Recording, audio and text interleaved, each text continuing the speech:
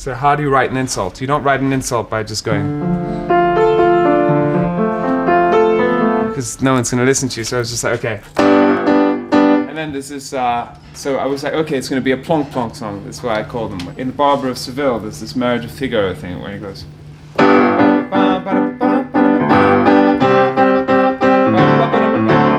I've reduced it to triads.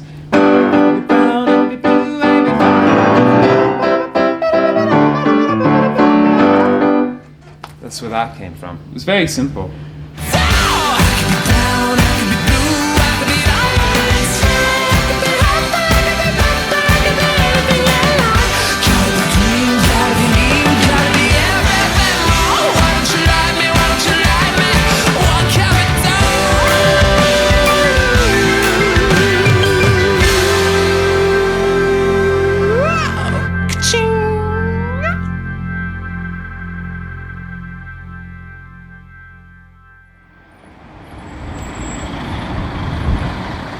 We just did Sweden yesterday, and the day before that we were in Copenhagen, and before that in Paris.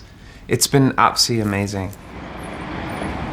I wonder what tonight's going to be like though. Berlin. Hipster capital of the world, isn't it?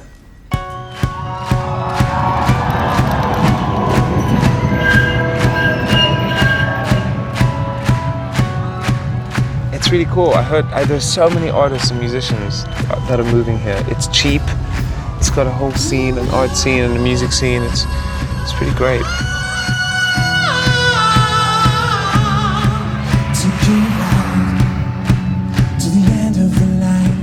The last time we were in Berlin, we did a little industry showcase, and there were just 200 people there or something. But there was a lot of skepticism about whether it would do well in Germany. How come Fratellis have got a poster up? I want a poster up.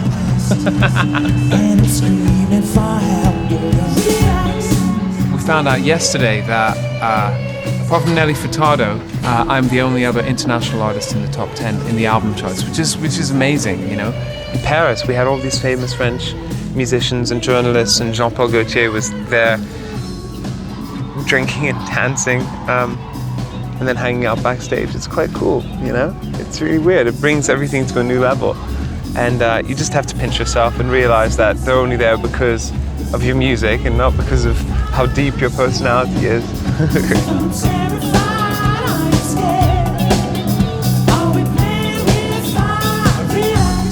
We started, you know, I started going on the road before I even had a single out. That's why we were playing in Birmingham to 19 people. I have been on the road for, about 8 or 9 months. That takes its toll on you. I'm quite, you know, my voice is tired. There's only one way of singing my songs, and that's at full throttle. You either get the note, or you don't get the note. Which kind of screws me up big time, because I have no easy way out. I think by the next album I'll just write, I don't know, songs where I can just talk. I'll go all madness.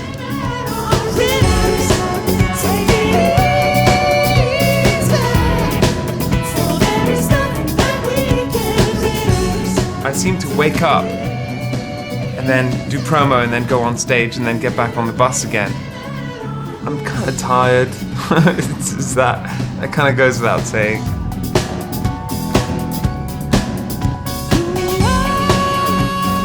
East Berlin's got a whole really cool scene going on.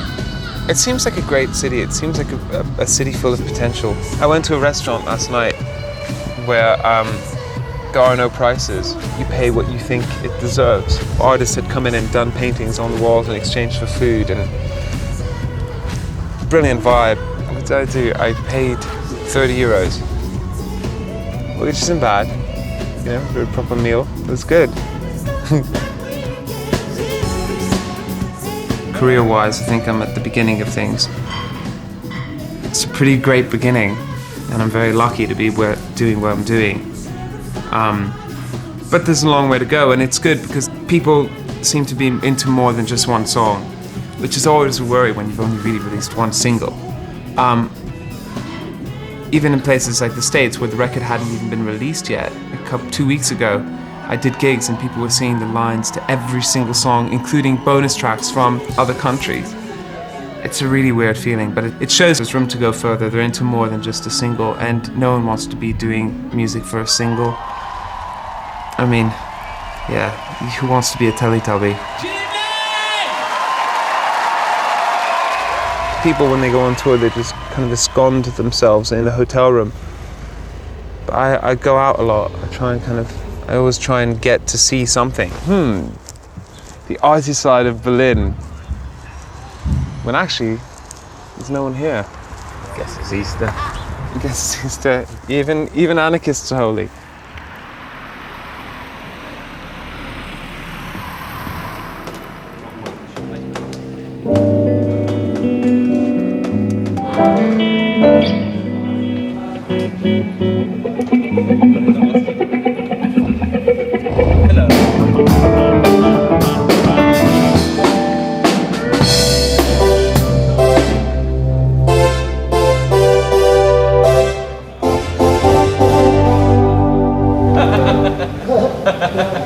Nice, MIKA, I like that. I don't even know what a song that ends up being a commercial success, what makes that? I don't know. All I know is that when you come up with a certain combination of notes in the right order, it just kind of, it just gives you a certain feeling. And that may not ever translate into sales, but that's what you chase that feeling. So, hi John, how are we doing for lighting today? We like it really dark and moody. And the great thing in pop songs is that you can kind of borrow into idioms. Da-da-do, says she do what a life is going to do, but she goes and falls in love and throws it all away. I just see it as a series of things, like it's Lego, and all the elements are in front of us all the time, but you've got to rearrange them in the right position. Am I making sense?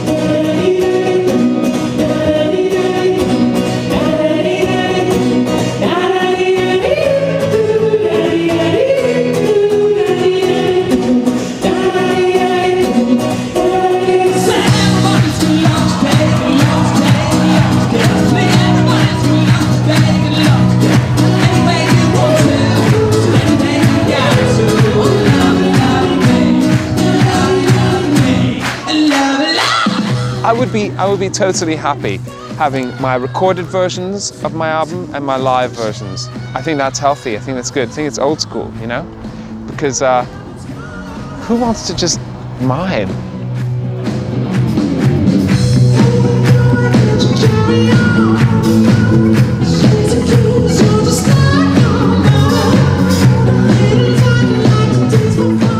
How important is this tour?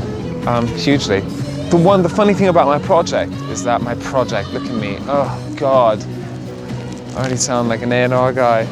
But with my album, it's I think because of the internet, it's kind of blown up all over the world at the same time, and that is great and amazing, but it's also been a problem because I'm doing promo during the day and then I'm doing live shows at night, which is not nice. No one likes doing that, but there's not much choice. So it's hugely important, and it's fun. That's what it's about, right?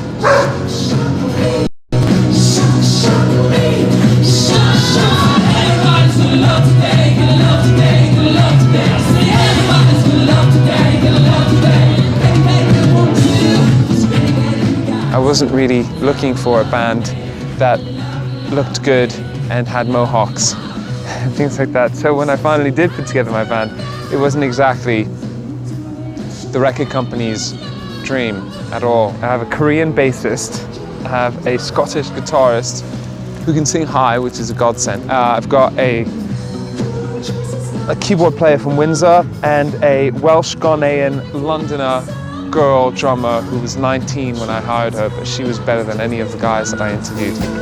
And now you know she's getting something other than the love from above. If you love today, love today, love today, love today.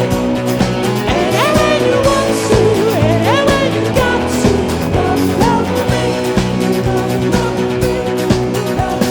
Trying to do with the big bus stop, big bus stop, big bus stop. Do you remember any bumpers gone, bumpers gone?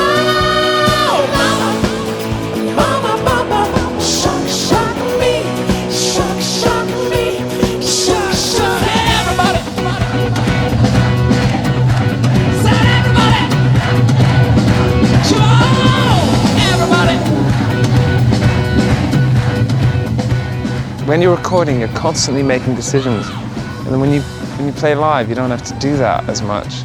And you're always worried, is this too crass? Is this too much? Which is quite ironic because most people think that's the last thing I think about when I make records, is this too much?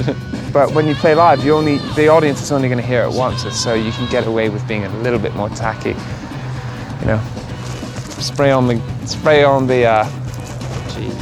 Well, not the cheese, you spray on the glitter, you fool.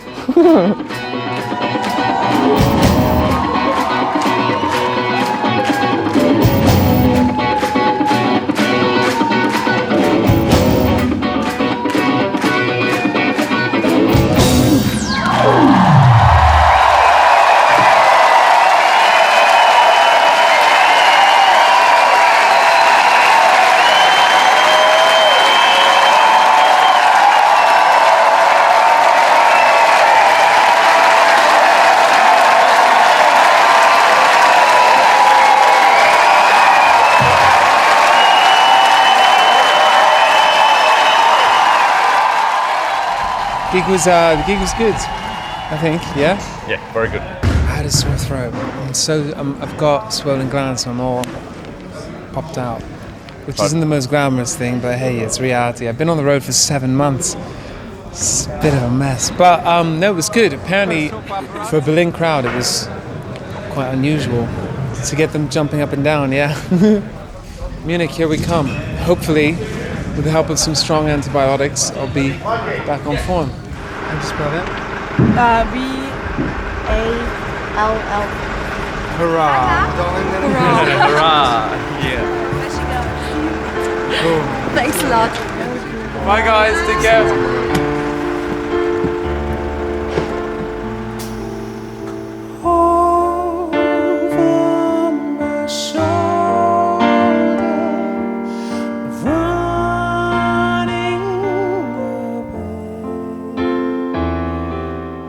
You get some quite long stretches. I mean, the other day we just did 19 hours with one DVD.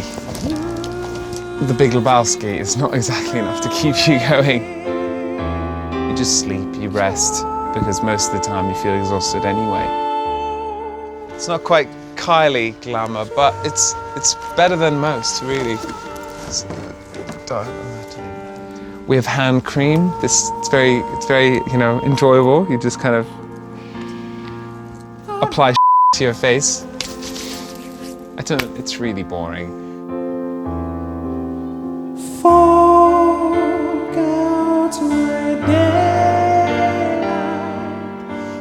You don't do this job for money. You don't write songs for money. That's death. You write songs because they give you that little feeling in the back of your spine, or right here when you flip from the minor progression and then you go.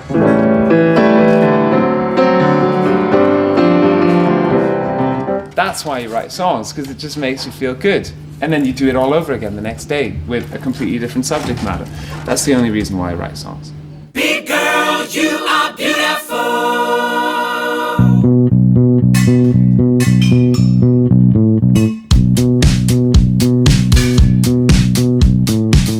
We're in Munich. It's the second night in Germany. My throat is sore. I haven't slept. And I'm getting all bitchy. And then I'm gonna have to put a big smile on and and do my job in front of 1,500 people. Munich's pretty though, isn't it? You're doing this as if it's gonna go away. I'm probably only making it worse. I go to the toilet so much before a gig, and I realize it's because I drink so much water. I'm losing my mind.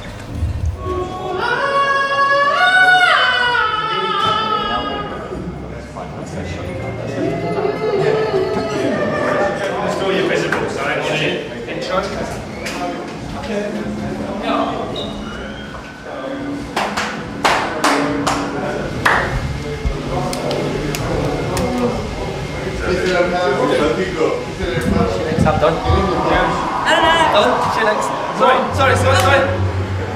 Hey, MIKA! Brain brain! Before a gig, it's just, well, not talking too much, all those boring things like that, you know? Brushing your teeth, lots of stupid superstitions like, you know, turning on the shower in your bedroom and keeping it on while the whole room fills up with steam. It's just, I don't know, I think you just have to keep your mind concentrated. Know what you're here to do, you know? Let's go!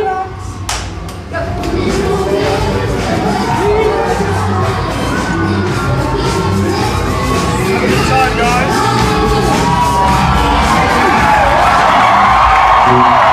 Looking back at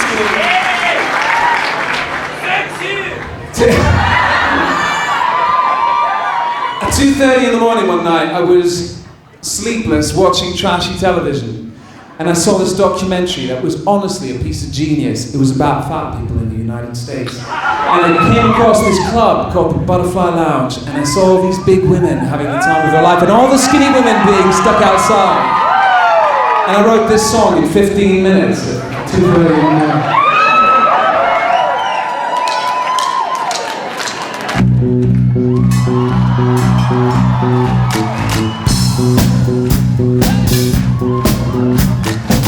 Walks into the room, feels like a big balloon. I said, hey girl, you are beautiful.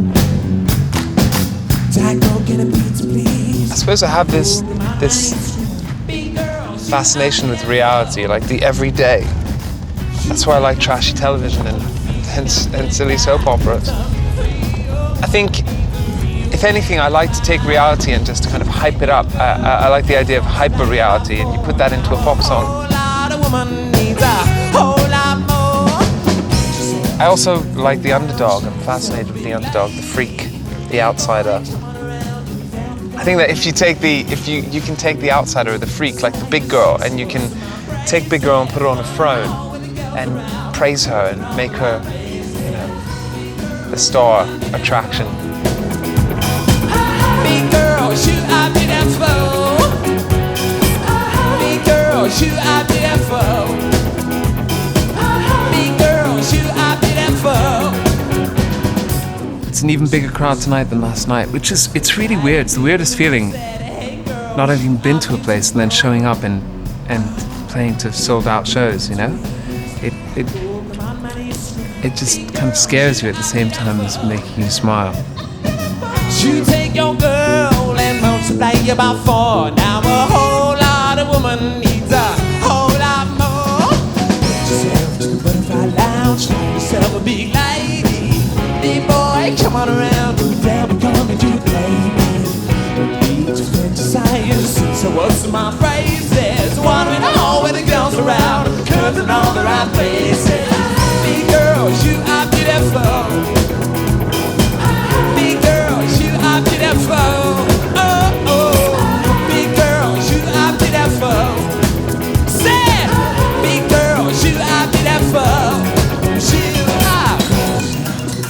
Find yourself a big lady. Big boy, come on around. There we go, did you fantasize?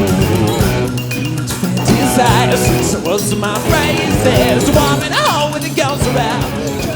Being allowed to make the record that I've made with the amount of freedom that I got, that was definitely a highlight.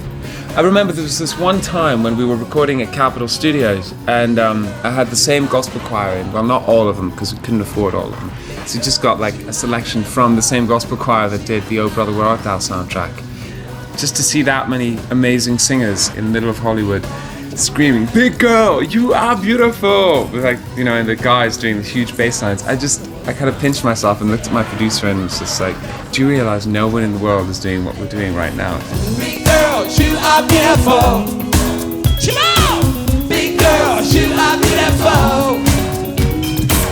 Big girl, you are beautiful. Big girl, you are beautiful. Big girl, you are beautiful.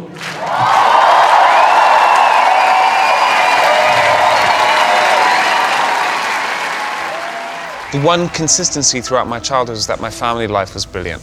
I think that was the most important thing.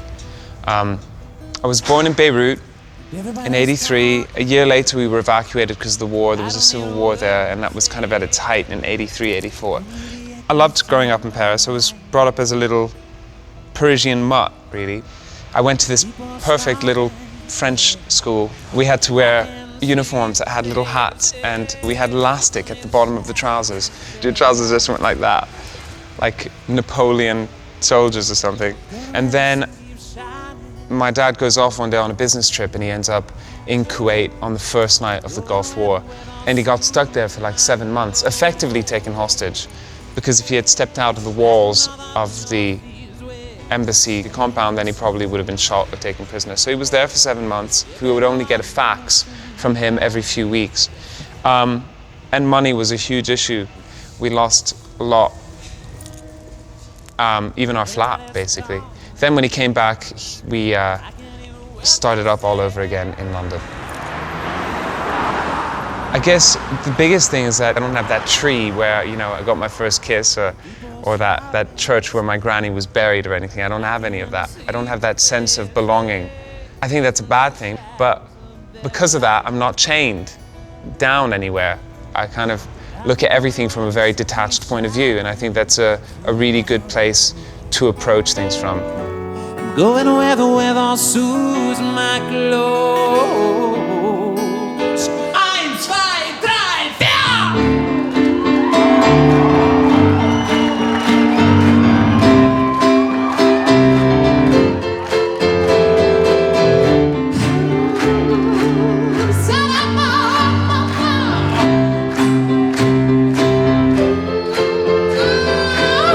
I'll sit down and think about the day that's gonna die.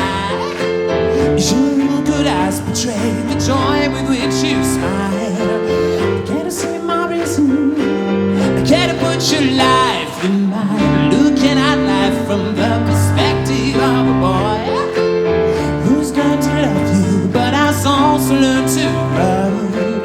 Could we make it better? Stormy weather. It's so hard to know. Is there anybody home? Ooh, I bet you want to see me. You won't try to change me.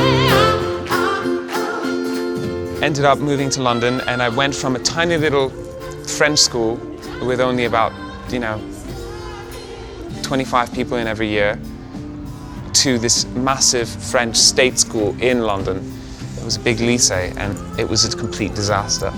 My dyslexia really set in, and I had trouble with the kids as well. I mean, I was wearing bow ties. My collection of 38 of them wasn't exactly appreciated. So bigger than yours, you'll never stop my fight. I'll take a family that's based upon tradition. But with my careless words, I tread upon your vision. I had kind of introverted into my own little world. So that led to me at the age of 11 being asked to leave school, and I did, and it was one of the best things that ever happened to me. I didn't do anything for 7 months apart from music, and just have fun. I started studying seriously at that age with a Russian teacher called Alla Ardukov. She was tough. Niet! Concentrate, Mika!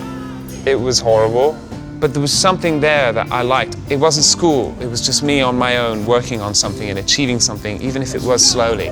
And I found that reassuring, and that's probably why I kept on going. This ain't a great plan to break your heart. Oh, me. I know that what I started is that when we're parted, I can live and understand.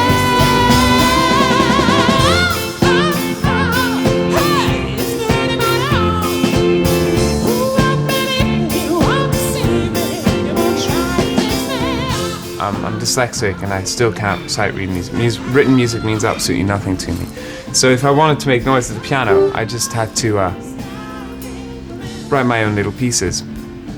So I started doing that from a really early age. Whereas my sisters were able to just kind of like play everything they wanted. But in my piano lessons, my piano teacher used to kind of play me a line and then I would sing it and then I'd be able to sing it. I'd be able to play it. So that's how I got into it, because I realized it was just easier to try and kind of figure out how to do it on your own. I remember the first proper song I wrote was a song about all the women in my family, because I have 3 sisters and my mother is very much the boss, and I have a lot of aunties as well, so it's very much me like having 7 mothers. And I wrote this song called Instant Martyr, and I was just a kid and it was just kind of a vicious attack on the drama queens in my family, and I got away with it. If you say things like that to people's faces, they'll slap you. Put it in a song, they'll sing it and tell you you're talented.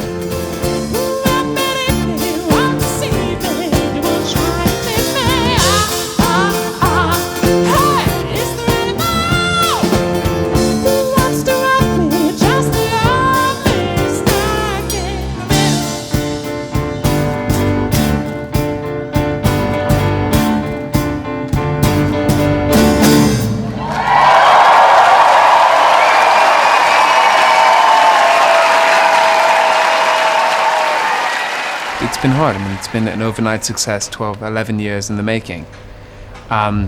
Getting signed was an ordeal. Even when I got signed, people thought I was a white elephant. They thought I was just some kind of project that would disappear. If I got to make a record and have it released, then I would have been lucky. That's what, you know, a lot of inside industry people were saying. When we did our first gig, and it was I always tell this story, but it was at 5:30 in the morning in Ibiza, and there weren't that many people there, because it was the first ever gig. I hadn't even released a single yet. Anyway, the good thing about that was that by the time we got to the end of this next song, we had 250 people ballroom dancing, completely whacked off their faces. And that's an image for your first gig that I don't think you ever forget. The song's called Billy Brown. Oh, Billy Brown had lived an ordinary life. Well, took it to dog and the cautionary wife. But it was all going accordingly to plan. Then Billy Brown fell in love with another man. He met his love. So much of it has happened really quickly and in so many different parts of the world that it's very hard to appreciate it. I'm appreciating the benefits of having such vibey shows, the benefits of being able to go on tour. So, you know, I suppose I'm quite happy. My first ever TV appearance was on Jules Holland. That was a baptism of fire. I was sandwiched between Razorlight and Cat Stevens. And it was just me alone at the piano, so there was no room for mistakes. I was terrified. I suppose that was a sign that things could potentially go very well. The band are clearly happy because things are going well, because they're staying in nicer hotels when they're on tour.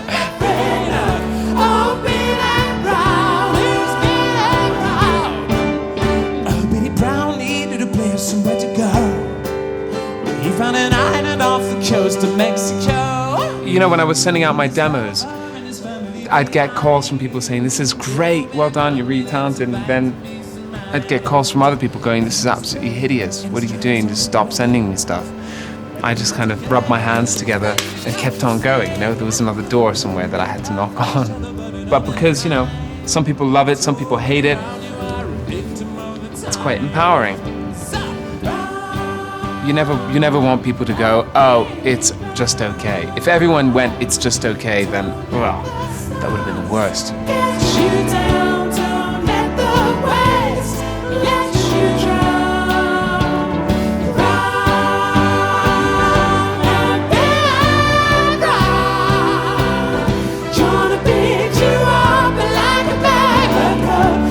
Shake the walls out of every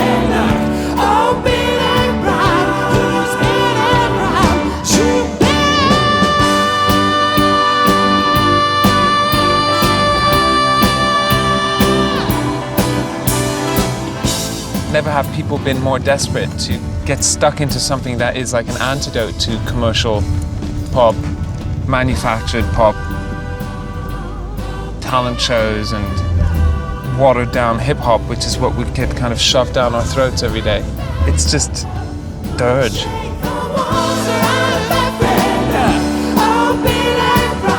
That's why so many acts like The Kooks, Lily Allen, Amy Winehouse, just loads of acts like that are actually, who make interesting, credible music, are doing well for themselves because people are sick of all the other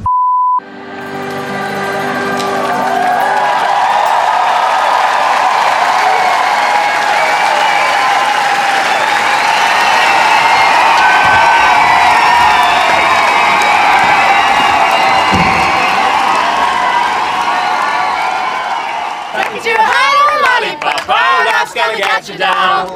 Sucking too hard on the lollipop, oh, that's gonna get you down. Say love, say love, say love, say love. Extremely fine. Was great.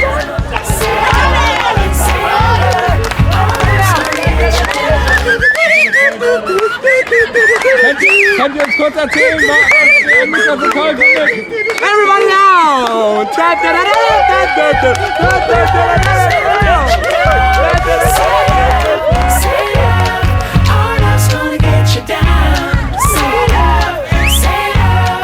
So great and his curlies.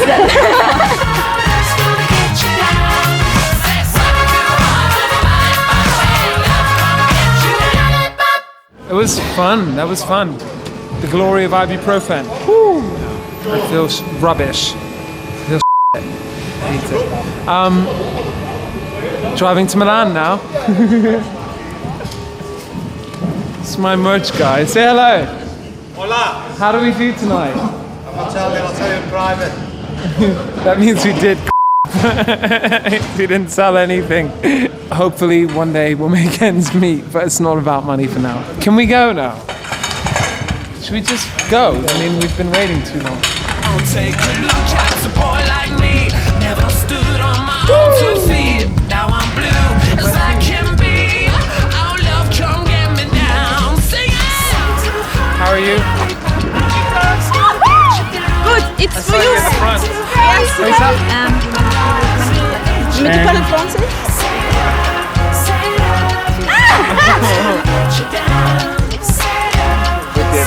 Bye, take care. Bye guys, thank you. Okay. Adios. See you in Milan. Bye.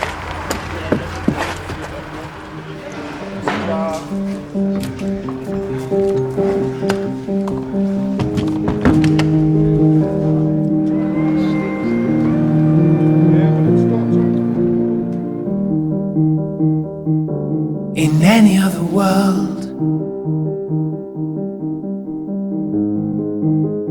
you could tell the difference.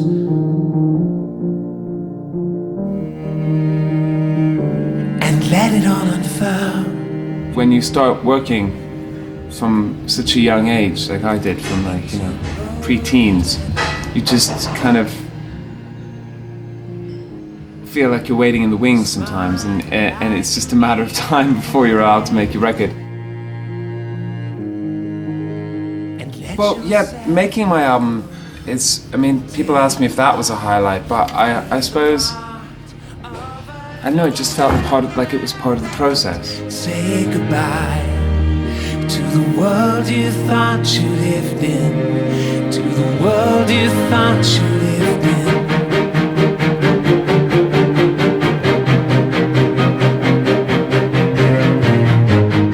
The gig in Milan's been moved 4 times. It started off as a few hundred people, then it went to 800, then it went to 1,300, now it's for 3,000 something.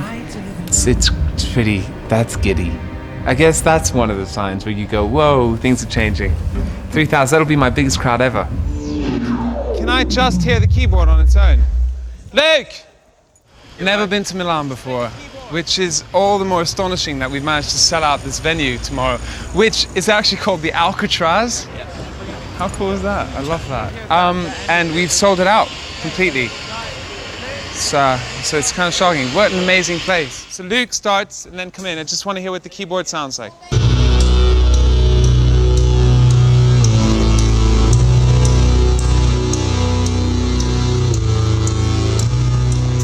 Say hi, Cherise. Hello. It's my drummer, Cherise. Say hi, Mikey Choi. Ni hao. Mikey, my Chinese-Korean drummer. We are in Milan. That's the dome. They're the pigeons. They're vicious. I'm trying to look as Italian as I possibly can with my cheesy sunglasses. On the day off, I don't know, sleep really. Do exactly what we do now. Try and kind of soak in as much as you can of the place, because we're so in and out so quickly of all these cities that we never really get a sense of anything. What do we do today? Today we had some coffee and some food. Shopping. Handbag shopping. Yeah, Not for handbags. me. Not for me. Much to the disappointment of the son. I'm not buying more man bags. This is for my mother.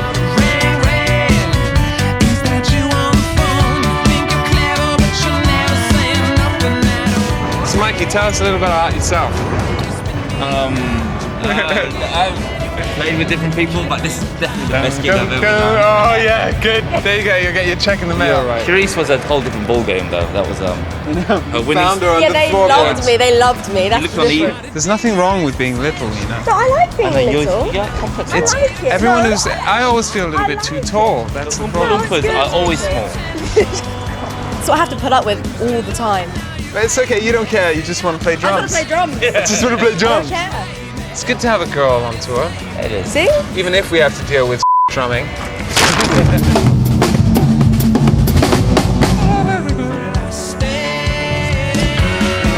Look at this. Yeah. Oh, so Yeah, these. like that or like that? Yeah, like that. Like that. Like that. That's how they wear it. Look at that. That's the Italian way. to You wear can see, I sunglasses. think yours are just a little bit too Dame Edna. Dame Edna is what I'm about. Mine are at least just a little bit more Top Gun.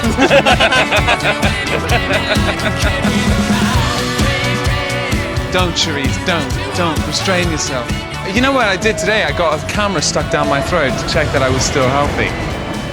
Yeah, because I've been ill during this European tour, and so my voice has really been battered, but yeah, I'm still good.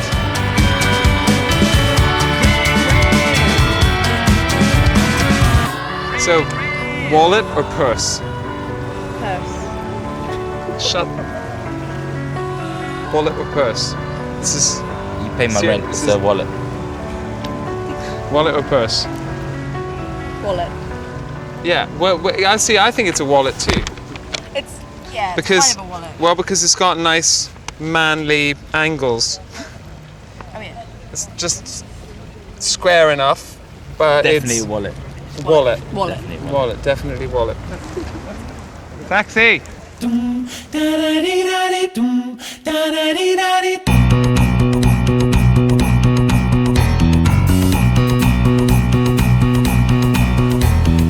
Everybody's gonna love today, gonna love today, gonna love today. Everybody's gonna love today, gonna love today.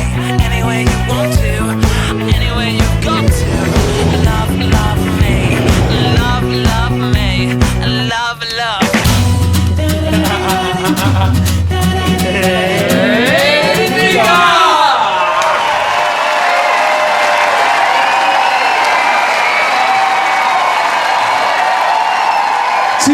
I was sitting at home and everything was going really, really wrong. And then it's funny how when everything's going shit, you do the one thing that makes it all better. And that's exactly what happened to me when I wrote this next song.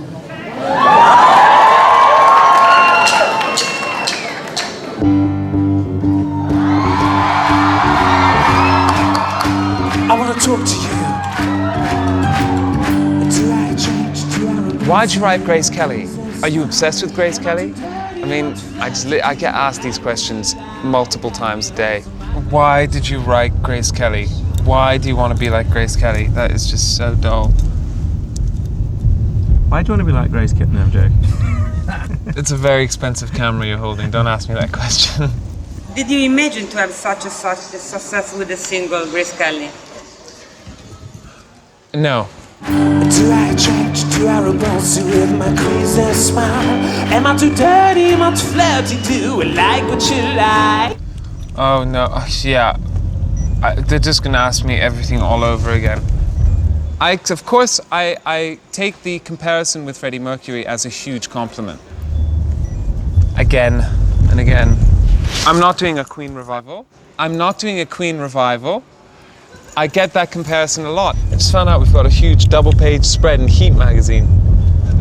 Yeah, MIKA feuds with Simon Cowell. Yeah, I did. So can he do something? What is that? Apparently, I think there's rumors that I wrote Grace Kelly about Simon Cowell, which is nonsense. I would never give him that much. I would never give him the honor. I can be wholesome, I can be lonesome, a little bit shy. Why don't you like me without making me try? Per quello, questi amore tu. Un gelato al limone, un gelato al limone. What am I talking about? In the UK, when I kind of, as far as the mainstream was concerned, came out of the blue with Grace Kelly, I had to go through that initial stage of, you know, being under fire and under a watch from tabloids and from that kind of media. I never want to be tabloid fodder. I think it's very dangerous because it's very hard to control. A year ago, I was jumping out of clubs and with my mates at 4 o'clock in the morning. If I did that now, I would be killing myself effectively as far as press was concerned.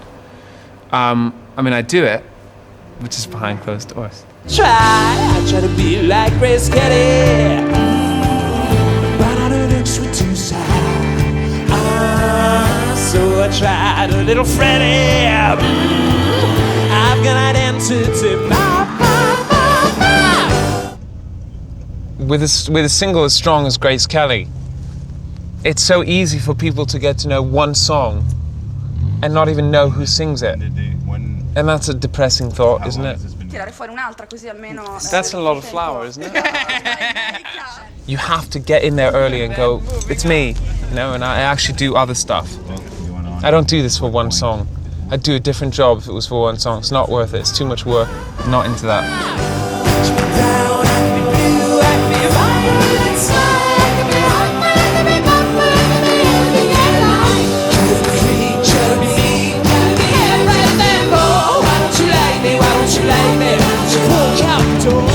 Getting angry doesn't solve anything. How can I help it? How can I help it? How can I help what you think? Hello my baby, put my life on my brick. Why don't you like me? Why don't you like me? Like yourself. Should I bend over? Should I look cold just to be put on your shelf? I try to be like Grace Kelly. There you go again.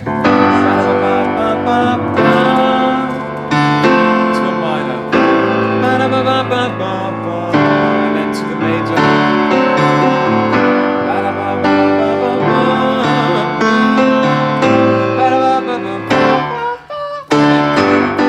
Straight to major.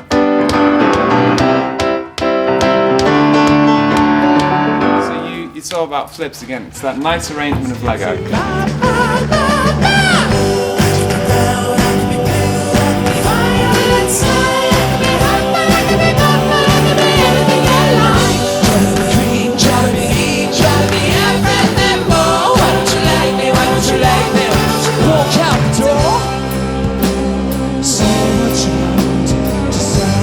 By yourself.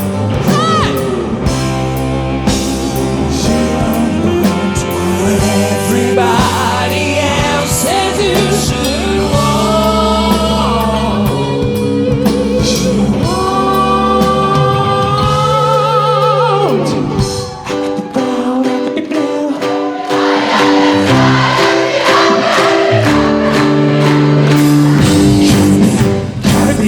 Gotta be right back, boy. Why don't you like me?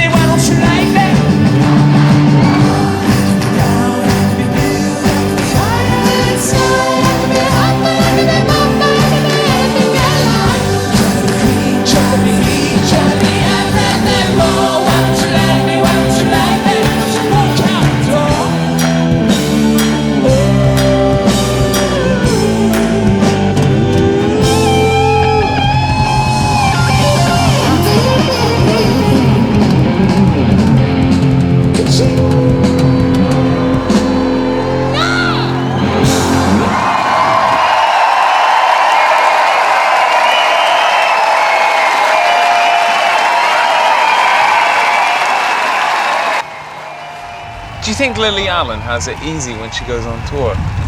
Like when she does her gigs, you know, she does walk around with a can of beer and a cigarette and the sun is in the sky, oh why would I want to be anywhere else? Do you know what I mean? Our show's like Tina Turner in comparison to hers. It's like Michael Jackson on acid. That would be scary. Ready? Cue the music.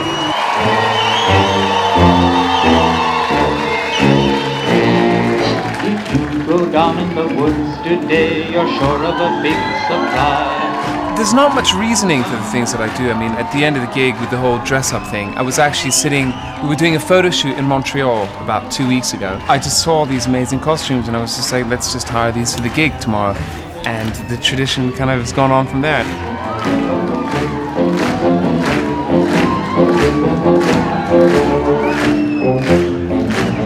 That's a particularly nice one, isn't it?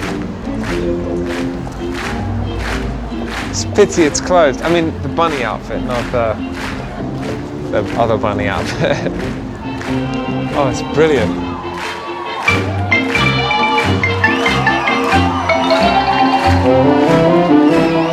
The idea is that Cherie's my drummer. She does her little dance and then we all kind of abuse and touch her up and molest her and she beats us to death with her drumsticks and is victorious. I didn't know that there's this whole fetish called plush or something. Plushy? Push plushy? Something, but apparently there's this thing where people like to dress up in animal costumes very similar to the ones that we've got and just kind of have it on. Hide and seek as long as they please. That's the way that any men have their big. It's not really about clowning around, because we're not that funny. I'm not funny. It's just sincere. Hey! What's the big idea? Hey, MIKA! A couple costumes, some confetti cannons, and a bit of silliness in between. But give me 6 months, and it'll be a lot more ridiculous. Too hard on the lollipop, hey, love's gonna get you down. Suck it too hard on the lollipop. I like the Fingertips song. Have you heard that? I haven't heard that one. I've got this new song. It goes, I spent the day picking up your fingertips. I found them in the city. They were red from your lips. I went to the port and I found your knees in a bucket, your feet and your spine and some 20 to dime. I love the idea of finding body parts all over a city. Sick. Do you? Bit worrying. Really. Yeah, that makes a good X Factor song. Spent the day picking up your limbs. I love that. We want to go on X Factor and dress up in costumes with a pseudonym band. Just me and Mikey Choi. What's our band called? Do you really want me to say it? No. Oh, sorry. That one, sorry. Was that? What's our band called? What's our band called? I thought we were called. We're not called. Stop saying that. We are called. No, Ozzy is a gay boy. Oh yeah, that's the one. Pour some sugar on me. Yeah, that one. Just like that. I think Sharon would love us. Suck it too hard on your lollipop, hey, love's gonna get you down. Say suck it too hard on your lollipop, hey, love's gonna get you down. Suck it too hard on your lollipop, oh, love's gonna get you down. Suck it too hard on your lollipop, oh. I wanted to write a song for my little sister which told her to stay away from boys and not have sex for as long as she possibly could. Because it would mean something very different to guys than it would to her. But who wants to put that in a song? The last thing you want to hear in a pop song, or in any kind of song, is don't have sex. Take a look at the girl next door. She's a player and a downright whore. Jesus loves her, she wants more. Oh, bad girls get you down. Singing. Suck it too hard on your lollipop. Oh, love's gonna get you down. Suck it too hard on your lollipop. Oh, love's gonna get you down. Say love, oh, love's gonna get you down. Say love, oh, love's gonna get you down. At that time, I was really into all these schoolyard songs, these nursery rhyme-based songs from the 60s. I was actually doing an interview in Los Angeles with Steve Jones from the Sex Pistols. Turns out he's obsessed with them too. He's made me 3 CDs of nursery rhyme songs that he sent to me. Anyway, I made it as dirty as you possibly could without being dirty, just like innuendo and...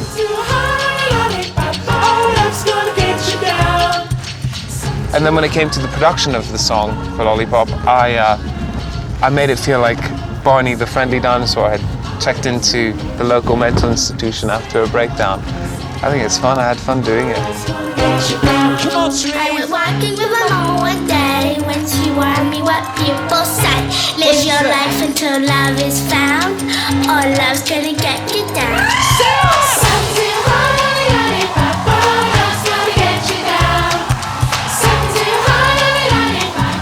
There honestly isn't anything that I could imagine myself doing right now, simply because with the job that I have, I can do pretty much anything I want as far as creative possibilities and collaborations are concerned, and that's quite a great feeling to have.